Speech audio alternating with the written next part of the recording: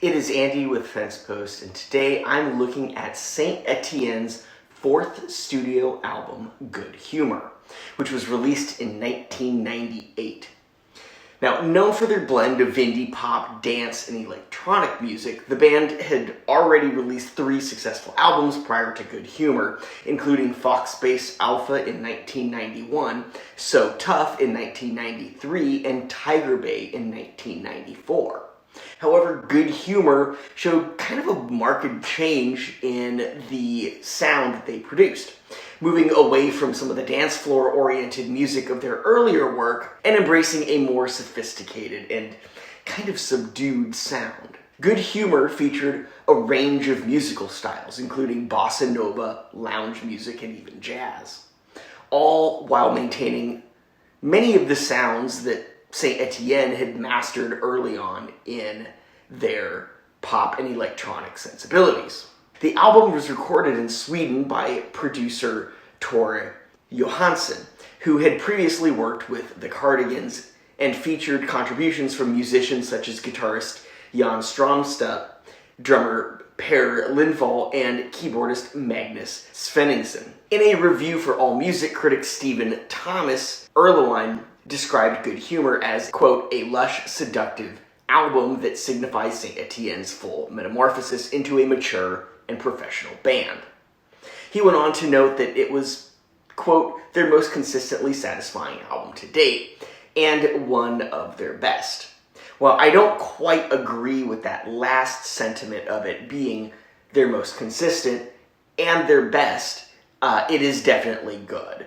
The album received similar praise from other critics, with Melody Maker calling it, quote, an exquisitely crafted album that confirms Saint Etienne's status as one of the UK's most consistently inspired and inspiring bands, end quote. And writing for Pitchfork, Brent DiCrescenzo described the album as a, quote, mod-popping masterpiece, and noted that it, quote, perfectly encapsulated a mid-career evolution that almost all great bands experience. Now, despite the change in sound, Good Humor still featured Saint Etienne's trademark wit and charm, with Sarah Cracknell's vocals imbuing the songs with a playful, nostalgic feel. Of note on the album are Sylvie, a bossa nova number, and Lose That Girl, a catchy pop song with a pleasantly memorable chorus.